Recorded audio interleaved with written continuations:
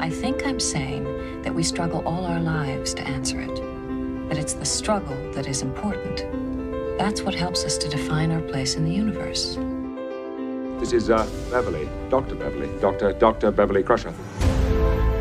Honest. Forceful. Trusting. Brilliant. Strong. And adventurous. And this is Crusher Combo. Hello and welcome to Crusher Combo, where we are crushing the conversation one episode at a time.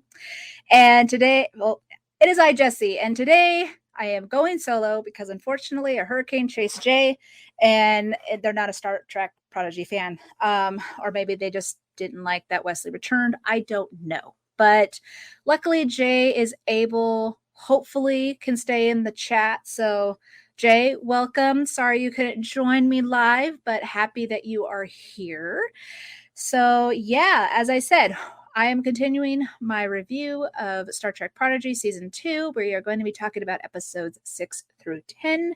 But yeah, super excited about this bunch of episodes just because of who pops in at the end. So I'm very, very excited. So thank you for bearing with me as I had my own little technical issues while trying to get started, but at least I am here. So, but yeah, let's just go ahead and get this started, shall we? And let's start with episode 6, which is Imposter Syndrome. It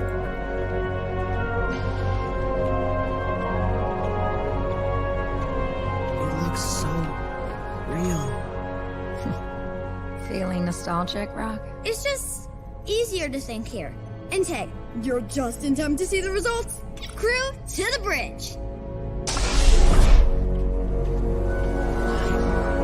It's like looking in a mirror. And they're solid now? Excuse me, get your hands out of my face. Yup, thanks to Rock, these holo dupes are the deluxe models. Personality engrams fully loaded and coded. Subroutines guaranteed to pass life scans. All physically identical to their bio inspirations. Nice try, but nobody can measure up to the real deal. What could go wrong, right? Honestly, when I first saw that they were having holo doubles to, trick the Doctor and trick Janeway and her crew. Again, like I said last week, everyone's kind of like an I Love Lucy episode, right? So something is bound to go wrong. But I did want to mention something which I found kind of interesting. So again, they are trying to use these holograms to trick the crew. They tend to go against each other because they made the holograms too perfect, at least Rock did. And so the holograms think that they're the real deal. And so they're fighting each other and stuff, except for Rock. Like her double and her herself are like besties. And it's just, and it was perfect because that's Rock's character. Like that's just how she is. She's always about helping people. So it didn't even surprise me that her holo double would just be her perfect little twin, right? I did find out though, as I was watching this, I was reading it in subtitles. Janeway wanted to talk to the kids because she wanted to see how they were doing, because she thinks that they're upset because they're going to be not, trying to find Chakotay and all that stuff. And they have to try and play it cool. She said this line. She said, "Take heart, knowing that faith is never futile."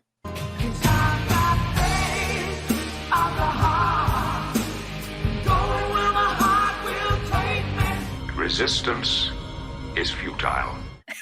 I had to do that. It was the first thing that I thought of.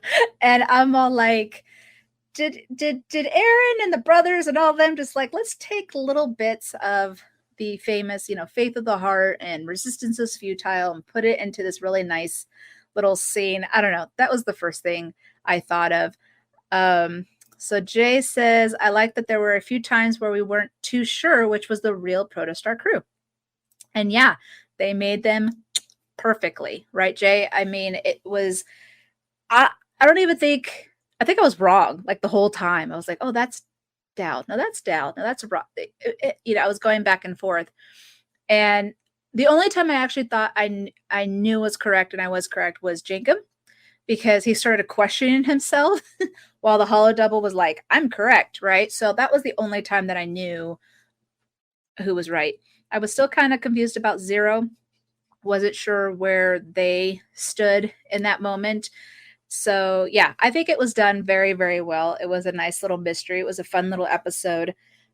I did like that Majel was trying to apologize to Zero, was trying to be like, you know what? I was wrong. I'm very sorry that this happened. I know I've been distant, I think she said. So, and this is where you start to kind of see that she's getting to like Zero a little bit, right? You know, she's feeling a connection with Zero. So that was nice to see.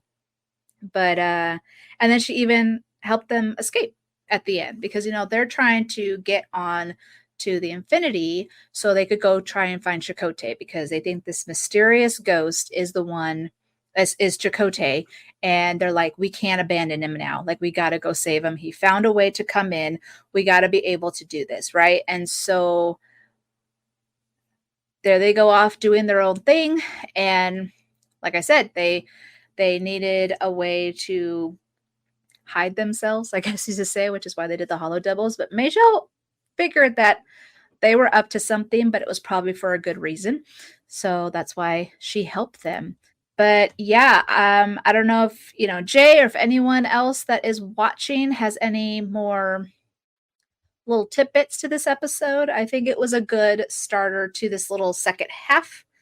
I guess you can kind of see, though, that season 2 was 2 parts, right? 1 through 10 and then 11 through 20.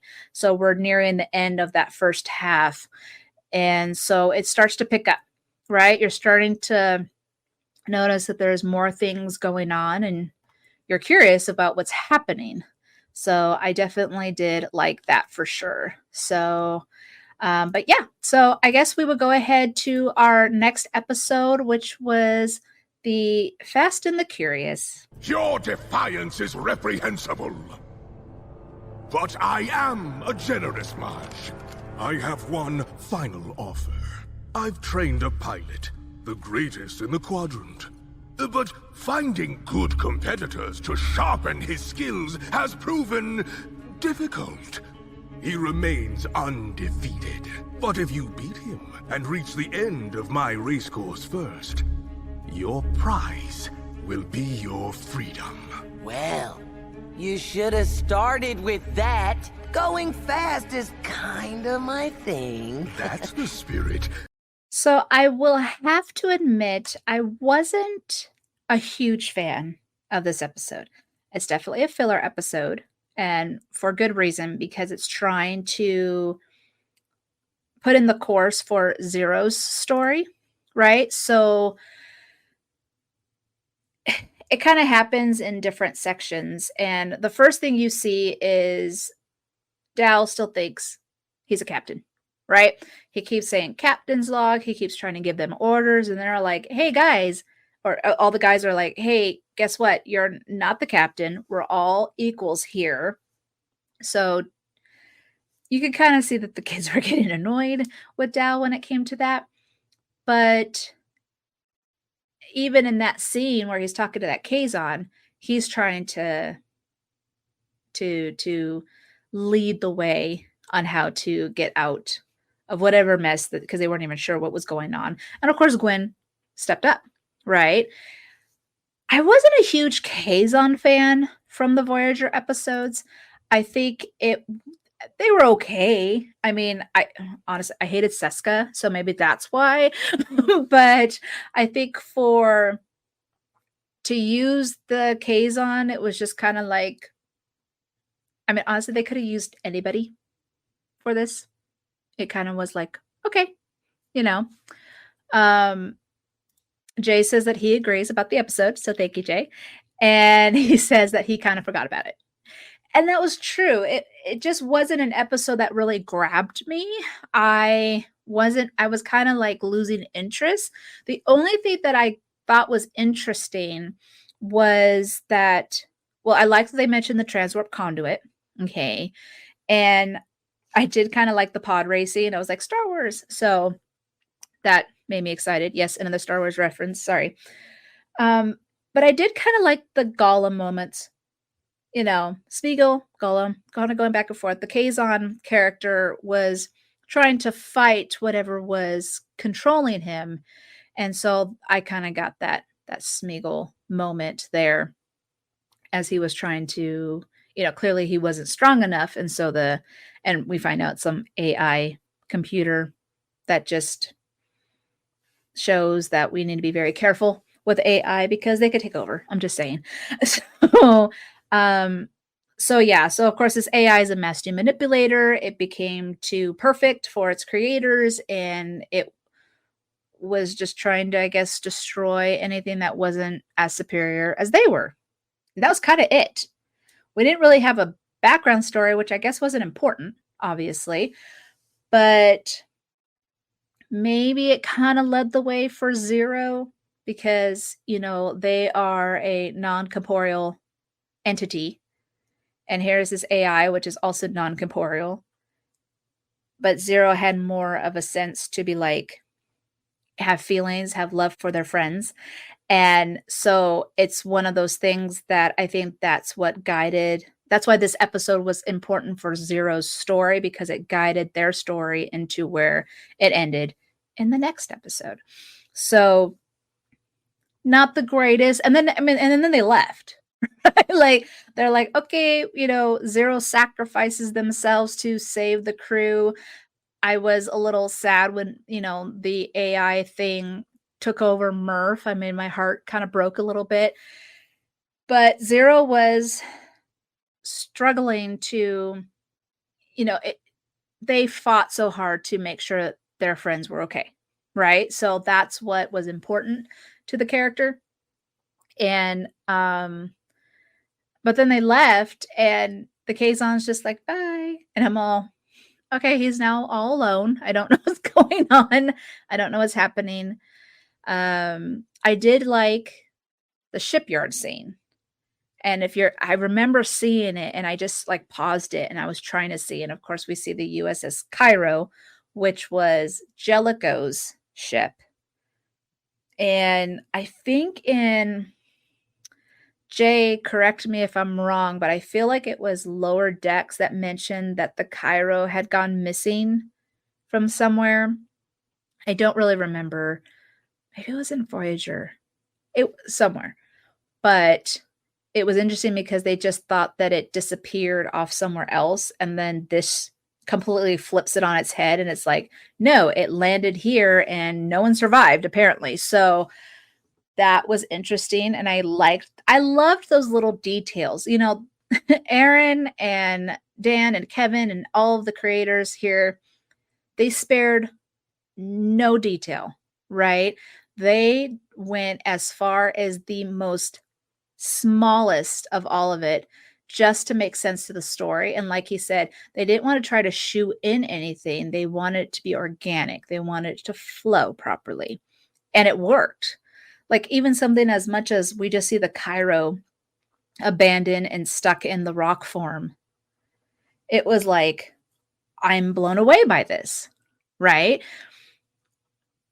I mean, I didn't know much about the ship, but I knew it was important. Like I knew the significance of it. So Jay says, I can't remember, but the Cairo was an Excelsior class ship. Am I right? You know ships. I know nothing. I know the Enterprise D is a Galaxy ship, and the Helios is a Phoenix. Okay, that's all I know. I know nothing else. I can't even tell you what Voyager is. I can't tell you anything. Oh, actually, what is it? The Constitutional is the original Enterprise, I believe. Says, are they thinking the Pegasus? Maybe? Oh, or am I thinking the Pegasus? Oh, I could be. I don't know. Again, I don't know ships. I don't know nothing. But I know the Pegasus, though, was Riker's old ship with his old captain, that Admiral, in the episode Pegasus. So that is the only time that I remember that ship. But yeah, I mean, like I said, filler episode just to set course to the next one, which I I thoroughly enjoyed. I don't know about you, but I loved this episode. So this will be episode 8 of these 5.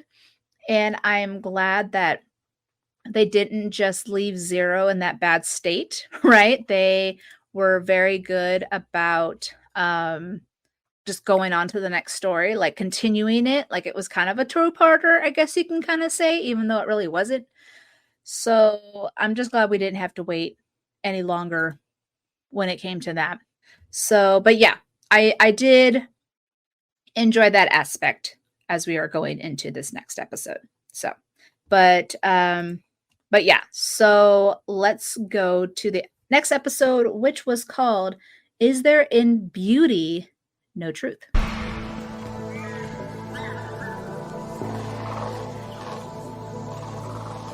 It is all right.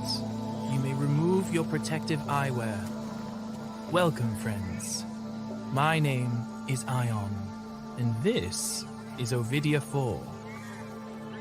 Thanks, but there must be some sort of mix-up. We thought this was a colony of non-corporeals. I assure you, we are. Energy-based life forms from across our galaxy have all flocked to this planet for its unique ability to foster our physical forms. Non-corporeals with living bodies? You're who I spoke with!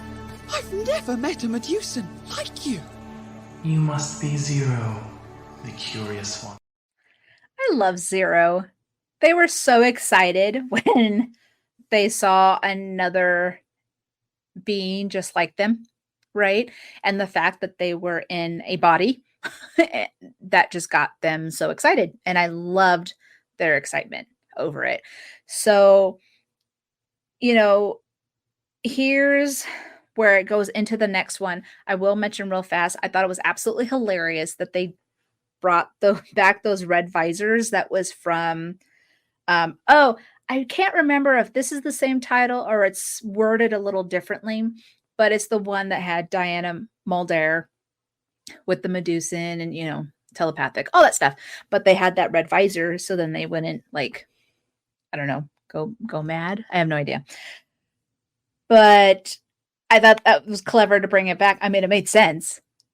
Again, it's not shoehorned in. It was literally a reason, and it's also a callback.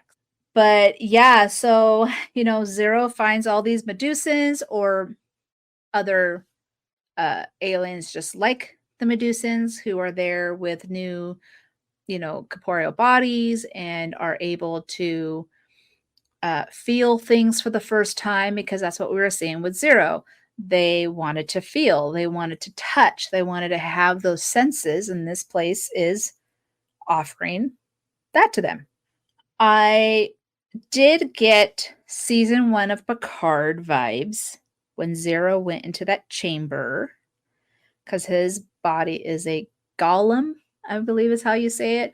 And so he was in that chamber and stuff. So I guess that's what Zero's body is also a golem. I'm not sure.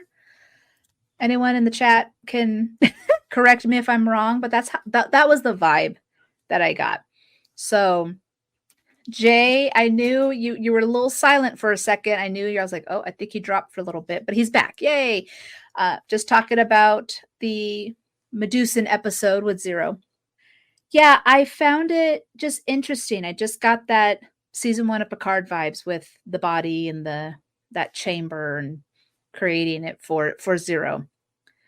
I loved when the kids saw Zero for the first time. They were so excited for them. And even Ion was all like, you have some great friends, right? Like they've been waiting patiently and all that stuff. And I loved that reaction. And I love that Zero was like, I feel. But that was their reaction, was like, I feel. And it was so sweet. So yeah, it was definitely a really tender moment. Jay says, not sure if you mentioned, but love the return of the visors. I did mention it. Don't worry. Absolutely mentioned the return of the visors. But yeah, I thought that was just another sweet moment between them. And of course, they're all like, what's next? What are we going to do? They still have this adventure to get to and try to figure it out. The only reason why they made that stop was because Zero needed help, right? And of course, they find out that these Medusans and all of them are kind of hiding a little bit. I kind of understood Ion's reasoning. They were like, we didn't tell them the whole truth, but we need them to make the decision for themselves, which is true. But you kind of need to put it all out on the table. Like maybe they thought they would scare them off if they told them all too much. I'm not sure. But it was, they weren't malicious. And that's what I liked about it. Because at first you might think, oh, are they going to hurt Zero? Are they not going to be pleasant? Are they going to be rude? I don't know. Are they going to try to take Zero and do something to them? But no, they were actually generally concerned and kind and wanted to do what was best for Zero and be like, hey, we figured this out. This is why we're here. We wanted to share it with you as well. But, that little detail was you can't ever leave, and that was very, very important, especially because that scene where they, Zero reunites with all of them after they get their new body, that just shows how much they mean to them. And so that was a good moment to just kind of continue on with that story. Jay says, this was such a great Zero episode. Really gave us a look at how they feel. And it's very true. Especially just everything that Zero goes through, and we were seeing that in those first few episodes where, they even talked to the doctor about, growing beyond their programming. So this was leading up to this part. And of course, you don't think what's going to happen, because I wasn't sure as I was watching this, like, is Zero going to stay with this body? As much as I enjoyed Zero with this body, I also liked Zero as Zero, right? We knew Zero in that little chamber, circular thing that they created. And that's just how we knew Zero of. But, like I said, grow beyond the programming. They were growing and they were evolving, right? And so I wasn't sure where it was going to go. I wasn't sure if this is how they were going to stay. I mean, I absolutely adored this look. And I did like how they were just enjoying the most simplest things. I remember, so I had just talked about Sub Rosa with Danny a couple weeks ago, and we had loved the little moment where Deanna had gone into Beverly's grandma's house and she played with the little flower, right? She's just like, oh my gosh, I've never seen this. She sprung in it, right? This was kind of Zero's moment like that, because they were learning everything. Like, they started shoving food in their mouths, and they were even concerned watching this because they're like, oh my gosh, are they going to get sick?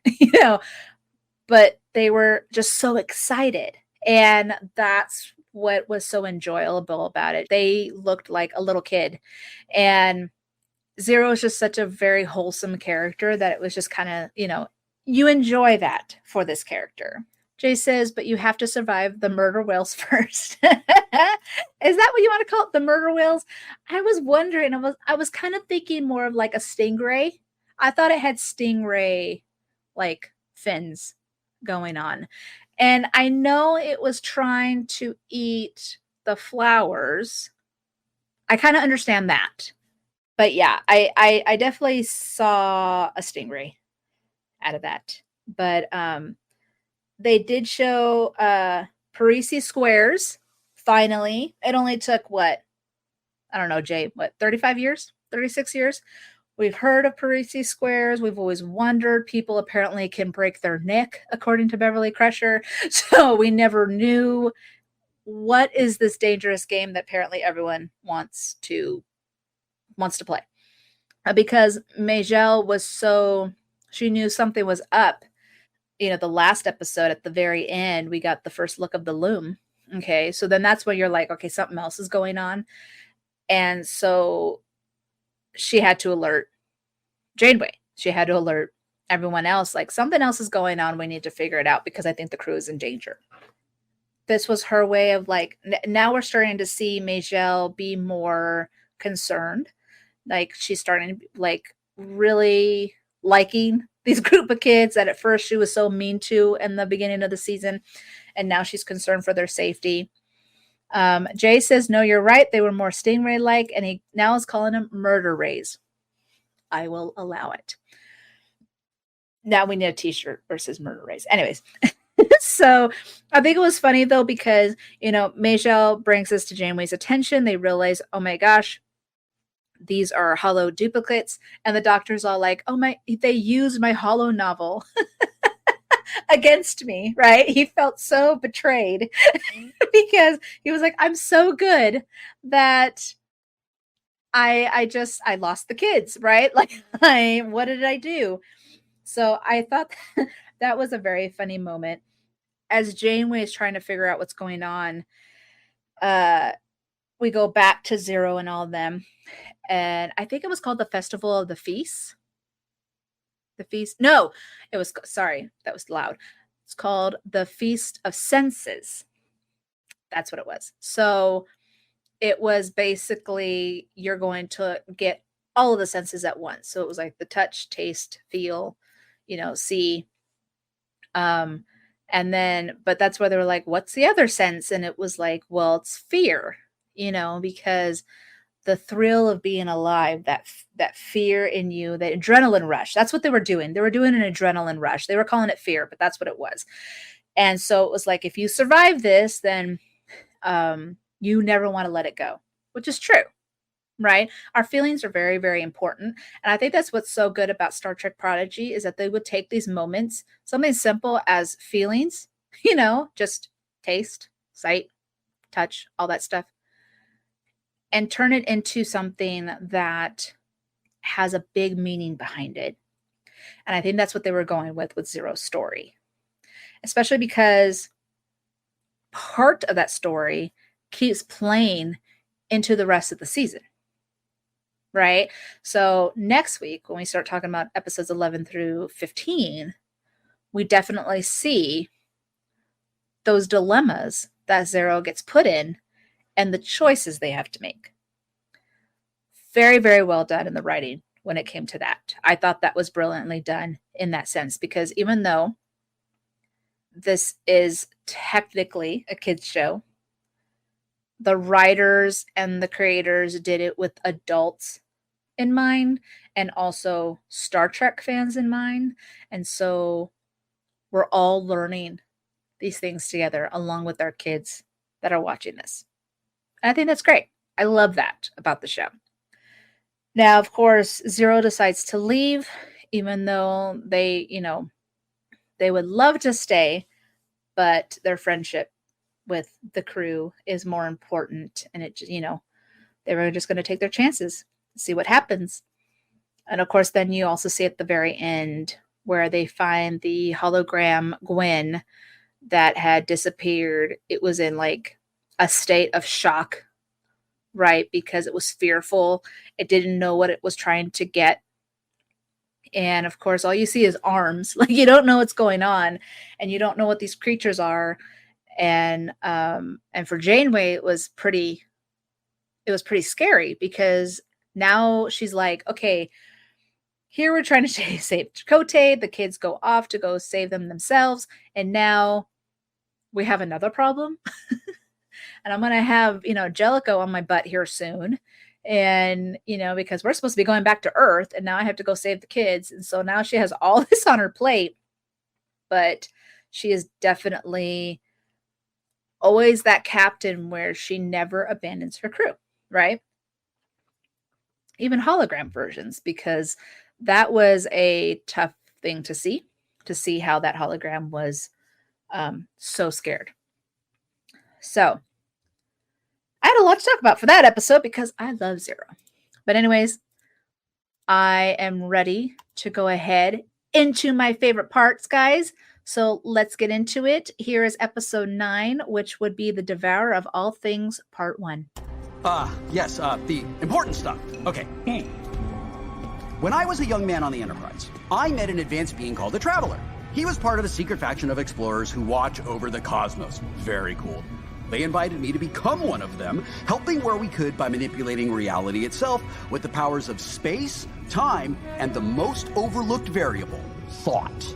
I heard knowledge is power, but I didn't think it was literal. Oh, thought is everything. Thought is a very powerful tool, beyond what most beings understand. Like, a lot of folks, turns out they need our help, and they don't even know it.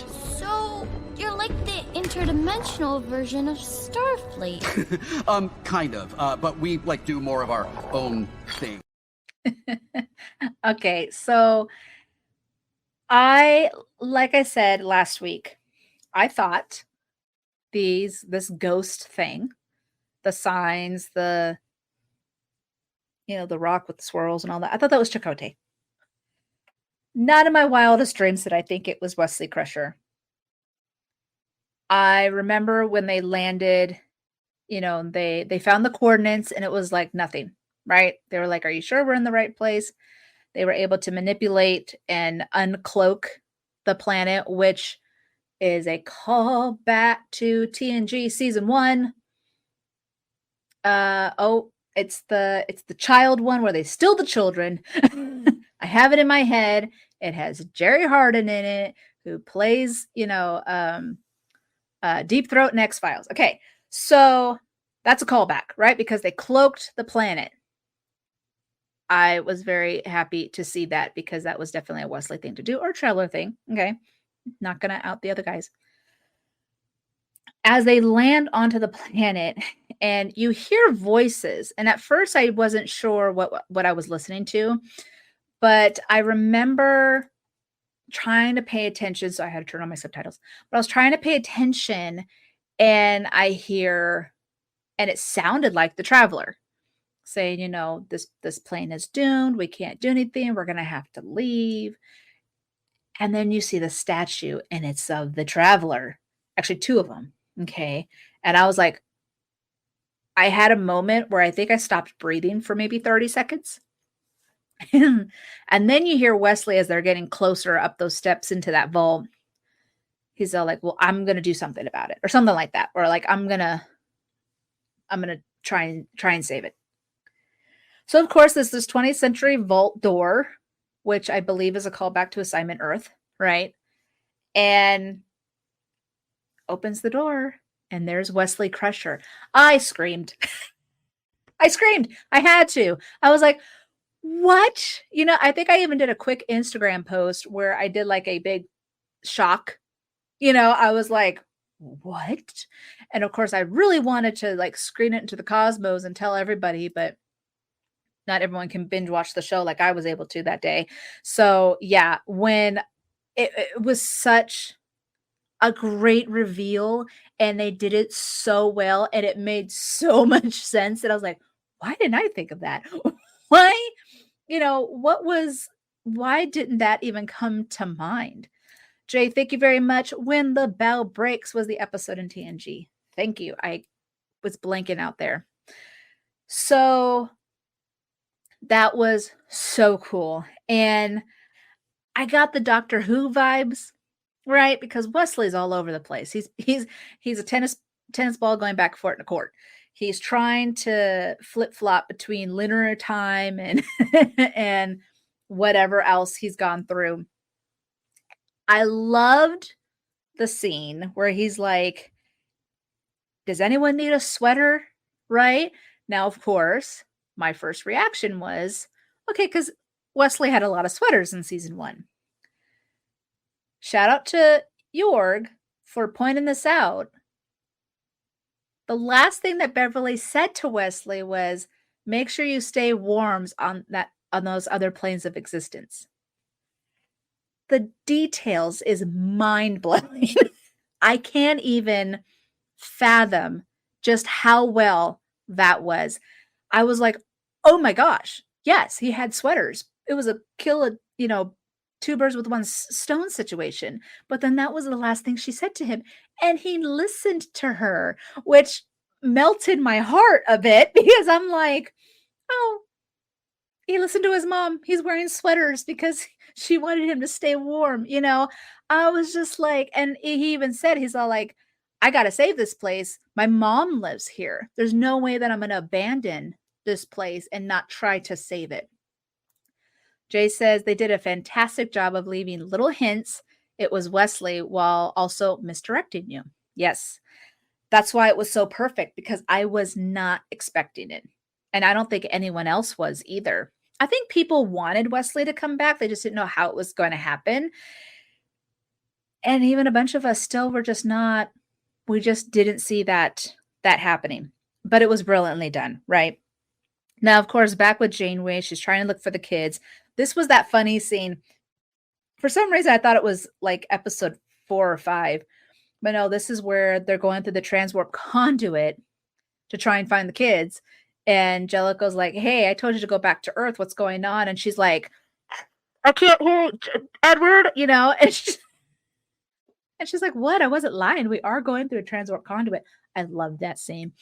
That's where I tweeted out where I was like, I love Janeway. She's like my inner child. Like, I just absolutely love her personality, and it was perfect. And her being an admiral now just makes it more fun. I don't know. But yeah, I definitely enjoyed all of that happening. And of course, he's explaining, going back to Wesley, he's explaining what is happening. He's talking about the different planes, mirror universe, and all that stuff. And he's like, it's all like a perfect thread. And once you pull on it, there's a hole in your favorite sweater. And that's where the whole paradox comes from. He said it starts small, like Gwen being in 2 places at once. And then it just gets bigger and bigger and bigger, which is why the loom's coming in. Again, I had mentioned this with Aaron, my interview with Aaron. I had mentioned this with my interview with Dayton, that this gave me Coda vibes, because Wesley knew of this destruction coming through, and he had to save this universe. And of course, they were destroying anything in existence. They were time eaters, just like the Davidians were. And the Davidians weren't like time eaters. They were just trying to destroy that timeline so then they could do this massive feast.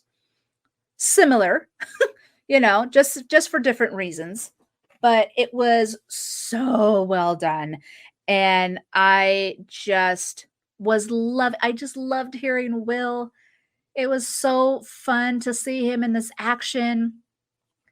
There was a parallel, that Worf episode from TNG. That's why Gwen was wearing that. No, it wasn't parallels. It was Timescape. Okay. That's where that armband comes. So then they can be unfrozen. Right. And of course, Wesley has one, and so did Gwen, but everyone else was frozen, and they're trying to stop the loom. And of course, the loom is after Gwen, because she's the paradox. Like, destroy her, and they'll be able to feast on everything else. So that's why they're going after her. That's why they try to go after her hollow double. But there was a lot of action-packed scenes here, and there was a lot going on. And of course, as they were able to escape, they tried to go hide, and where do they land? A 1960s office that's straight out of Assignment Earth from TOS, which the only reason why I know this episode is because I had Terry Garr and I had a black cat. I can't even tell you what the episode is about. All I know is that it had a black cat. And as everyone knows, like, I love my black cats, right? You've seen Beverly, you've seen my Obi-Wan, like, that's my love. So I was excited that I at least knew a TOS reference for once. So pat myself on the back there. But yeah, it was kind of funny because then here's Wesley being Wesley, where he's just like drinking the mango juice and all that stuff. And the kids are looking at him like, this guy's nuts. Like, why are we trusting our lives with him? Okay, he did just save us, but they didn't know what to trust. Even though Rock knew exactly who Wesley was, the other kids were like, Jankum even said he was one nebula short of a galaxy. Not too far off when it comes to a traveler, especially for Wesley, who is human. Okay, so I think his brain capacity struggles a little bit. Don't want to make an ADHD reference, but I'm making an ADHD reference. I've mentioned this about my kid. You know, she just has a harder time trying to concentrate than normal people, which I I even feel like I struggle in my own way. It's just not as bad as what my daughter goes through, right? And so I feel like that's kind of Wesley's problem. Now Jay did say hardcore Coda vibes. Like I said last week, it's amazing that they weren't aware of that story when they wrote this. And yeah, they weren't. That's what was so brilliant about it. And yes, very ADHD, Jay. And I know you understand. But he's trying to also think on his feet, because he literally just told the travelers, hey, I'm going to save this place. And now he has to think of a plan like really quick. Okay. So anyways, I think that was just a brilliant entrance for Wesley. It was definitely well done. I absolutely loved it. And of course, Janeway does find the planet, and it's going to be now her turn to try and see what is going on this planet. This is where things get interesting, right? So I definitely loved how this was going. But yeah, so let's go ahead and get this next one, the final episode of this, the 6 through 10 here. And it's not a hard title. It is The Devourer of All Things Part 2. What was that? Keep moving. Commander? Whatever happens, do not break rank and do not.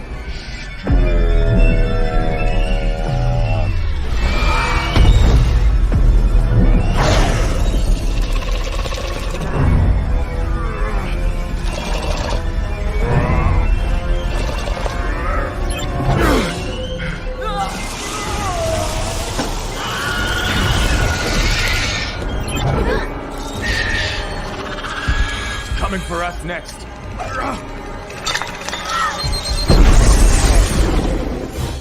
I don't know if you heard that famous scream that Star Wars always, I can't remember what it's actually called, but I heard it and I was like, hey, there's that famous scream. So there it was.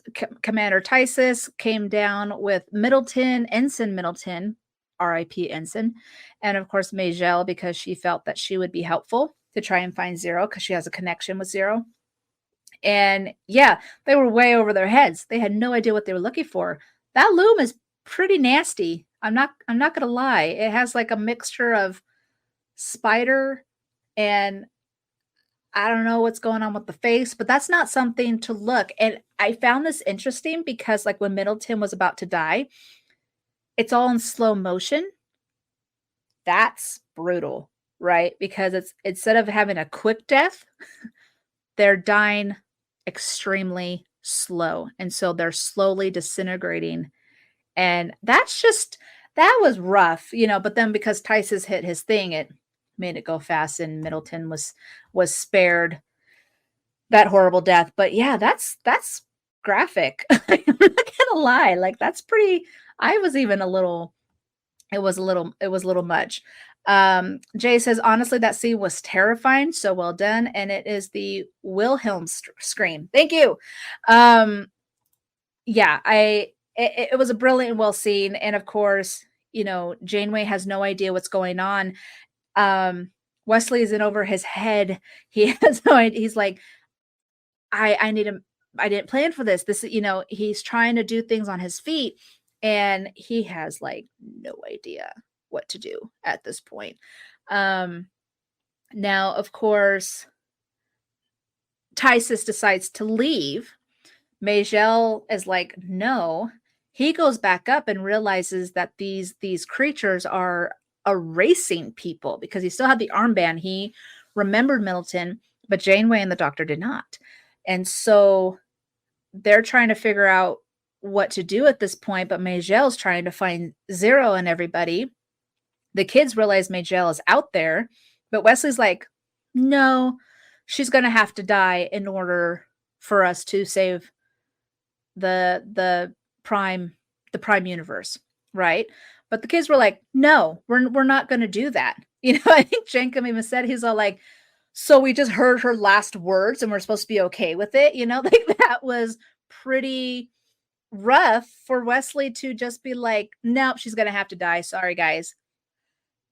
And I get it. Wesley has been gone for so long and he has seen how the littlest thing can have an effect. But if they didn't go against him, this whole thing would have failed. Whole thing. Because he even said later on, he was like, oh, it was 7 all along. It wasn't 6. They needed Majel, right? So that's where it was like, go kids. And for Wesley, he hasn't been a part of a group in a very long time, right? A part of a crew. So this was definitely harder for him because he always just made the decisions and went with it. Now he has this bunch of kids that are trying to help him, but he has to also listen to them as well. And hello, science fiction remnant. Hello from the Milky Way galaxy. Thank you for joining tonight. Hope you guys are doing well over there. If you guys love anything science fiction, go check them out. They are awesome dudes. So they save Majel. The Infinity is destroyed, right? And of course, Janeway like pulls in, like, stay away from my crew, right? Again, way over her head. She did not realize just how bad these creatures are. And left and right, her crew's just disintegrating. Like, they're gone. And I was just like, what is going on? Okay, Jay says, real quick, Majel is named after Majel Barrett, right? You are correct.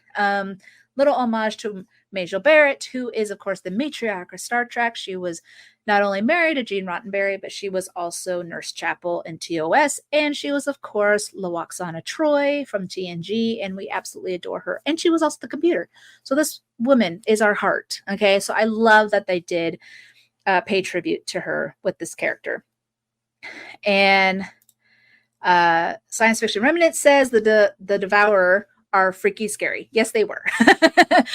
I mean, it's funny because kids are watching this and I'm all like, oh my gosh, if I'm going to have nightmares, I feel so bad for the children. Though they did kind of have a cute little face, but not in a way of like being erased from existence. That kind of spoils everything. He also says that is what Janeway is all about. She did the same thing with the Borg. Yeah, she's always about saving her crew. She would do anything. She would never abandon them, right? But this was a bit much. Like, I don't think she realized just how badly this was. Even though Tysus just came back and explained it to her, seeing it in person was rough, right? So of course, Wesley does figure out that Majel was needed to be there. And as Janeway figures out how to just, at least hurt the loom. I can't really say that she destroyed him, but she did hurt a few of them.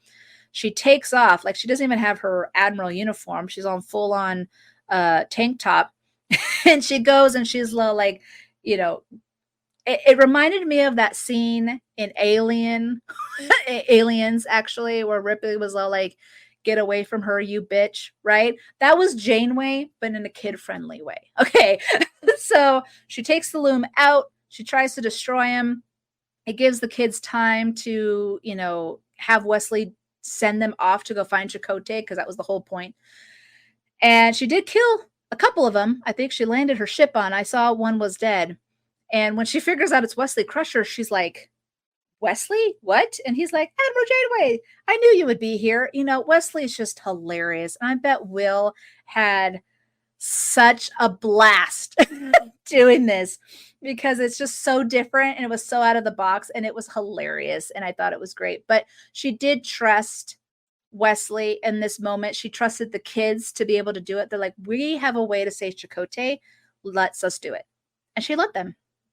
I don't think she realized, though, that I don't think Janeway thought that Wesley was going to sacrifice himself. Right? I didn't expect it, but I thought it was cool. Okay. Go into the comments real fast. Jay says, never abandon a member of your crew was one of her rules. Yes, it was. I think one was also tuck your shirt down. Never abandon your crew. There was a third one. I can't remember the third one. Sci-fi says, or science fiction says that they love Will and his character is amazing. Absolutely true. And of course, Jay also says, badass Janeway is the only Janeway. I definitely want to make that a t-shirt. I mean, it's so true. She just has that badassery, very Ripley in that way, especially when it comes to her crew. Okay. I was a bit nervous though when Wesley shot Janeway away, the kids are gone, and he's all like, blows up the planet. I got worried because I thought maybe that's why Beverly in season 3 of Picard said, I lost my son. Like he actually, like, we just saw Wesley die. Crap. Like I was not sure. This is how they do it though, because then I had to keep binging. There was no way I was going to stop now, because at first I was planning on just the first 10 episodes. Nope. My whole day was done for at that moment, because I was like, I really need to see what's going on. So, of course, the kids land on this, let's call it a very tattooing planet, okay? And they find Chakotay and the protostar. He looked like he was having a good old time, though, sitting there. He had a smile on his face. I mean, maybe he's just reminiscing. Maybe he was just thinking, maybe he was thinking of Janeway. That's for the JC shippers out there. You know, they get of happy times. But yeah, that was a great way to end this first half of the season.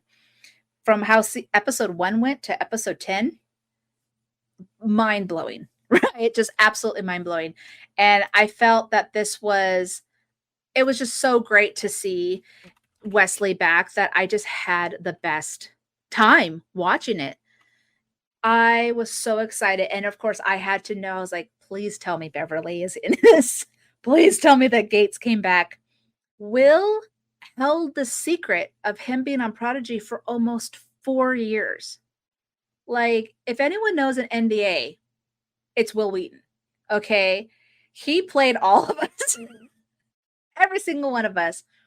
Even when season 3 of Picard had come out, he had written a comment on his Facebook about, well, this is why Wesley hasn't seen his mom. And it was totally out there, and we accepted it because I thought, yeah, I could see that. He was steering us in a whole different direction so that we wouldn't think that his character returned.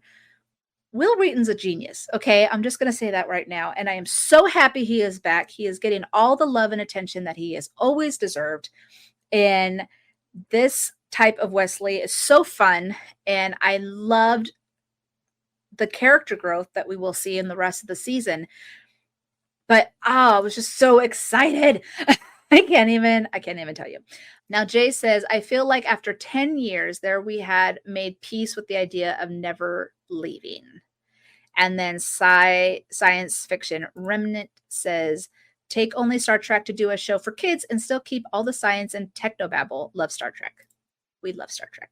Like, this was the best way of, it is not even just the science and the technobabble, right? It was literally giving us nostalgia in a way that made sense. It follows the story. Everything was connected. Even like I said earlier, the smallest little thing worked. The sweater thing still blows my mind. I think that was brilliant. But I just loved how well it just worked. And it just kept you wanting more. And I thought, I actually had said I think season 2 of Prodigy kind of beat season 3 of Picard just by a hair. Some people didn't like that I said that, but they just did it differently. And it's all Star Trek when it comes to Prodigy, right? Not that Picard wasn't, but Picard was very TNG. Okay, all right. A little bit of Voyager, but mostly TNG. Prodigy is all of it. Like, we got TNG, TOS, Voyager, there's been a little bit of DS9. There's been a little bit of Enterprise. All of it is connected. They even mentioned Discovery. Apparently, I haven't seen Discovery yet, but apparently there was a plane of existence that we're not supposed to know about. That's Discovery. So, again, I thoroughly enjoyed this so much. And I am just so happy that they were able to do this season. And I want more. Okay, so renew. Okay, we want season 3 of Prodigy. Netflix, just so you know. But yeah, I definitely had lots of fun. But yeah, let's get into our poll, shall we? By tricorder. Tricorder rating. We got 15 votes this time. And it was a landslide. The Devour of All Things 1 and 2, 60%. And I think it's because of Wesley Crusher. Is There in Beauty No Truth got 26%, and it's just because it was such a good Zero episode. Yeah, it was pretty much a landslide when it came to that, and I understand. I would totally have voted that way myself. Yes, more Prodigy, more, absolutely. Jay, I'm not sure if I could pronounce that. Mycelial Network? Hope I said that correctly. Oh, I think you were talking about the Discovery, right? Is that it? So yeah, I think. Oh, and I love the supervisor comment. I'll throw that in real fast. So he was like, "How do you know about the supervisors?" Right? Because we're not supposed to know about them. It's just those things were just so much fun and just makes you laugh.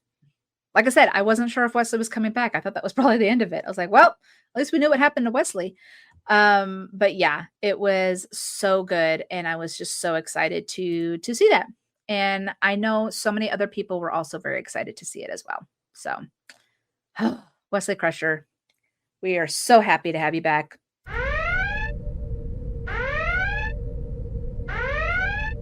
All right, guys. So of course we have our next episode. That's us. We're going to be talking about episode 11 through 15. And of course, there she is, Beverly Crusher. So I'll definitely be talking about that one.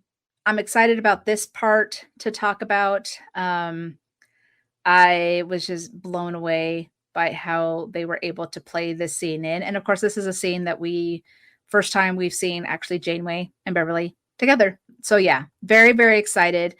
Also, don't forget that I am on all these wonderful podcasts, audio podcasts, Apple, Spotify, Good Pods. You could go to TeePublic to buy some Crusher Convo merch. You could buy me a coffee if you want to, donate to the podcast. That would be awesome. And of course, you can get all this information at crusherconvo.com. And also don't forget to like and subscribe so you can get more content about Beverly Crusher, Wesley Crusher, the whole Crusher family. But yeah, and I did also want to do a quick shout out to Jorg Hellebrand, I want to say. Again, I'm very sorry if I butcher these names, but he was a research assistant on Star Trek Picard. He knows his stuff. Okay, so when he goes into deep detail and connects everything Star Trek, and it is fascinating. And so I wanted to give him a shout out. He's the one that pointed out about the sweater. And I was just like, this is brilliant. And of course, I have all of his social links are below. So if you ever want to try and find him on all socials, there he is. But yeah, that was very fun. Jay, I am very sorry you didn't get to join me tonight, but you did get to join in the chat. So I was very happy to hear your thoughts. Science Fiction Remnant, thank you for joining me tonight. Yes, I better have stable internet in a week. Okay, perfect. You just never know. My power went out yesterday for the minus, such a small little storm that passed through. So who knows what's going on? Science Fiction says we have to have you on our show. I will be delighted. That the answer is yes. I appreciate it. But thank you guys so much. I do want to do a quick little shout out. I had done a bonus episode about the passing of Patty Yasutake, of all my favorite moments with Alyssa Ogawa. And I did a very small little fan cam of a tribute to her. If you haven't seen that yet, please check it out on my YouTube channel. And again, right above, like and subscribe. Also, buy me a coffee, all that good stuff. But yeah, guys, thank you so much. And I will see you next week. So live long and prosper. Crusher out.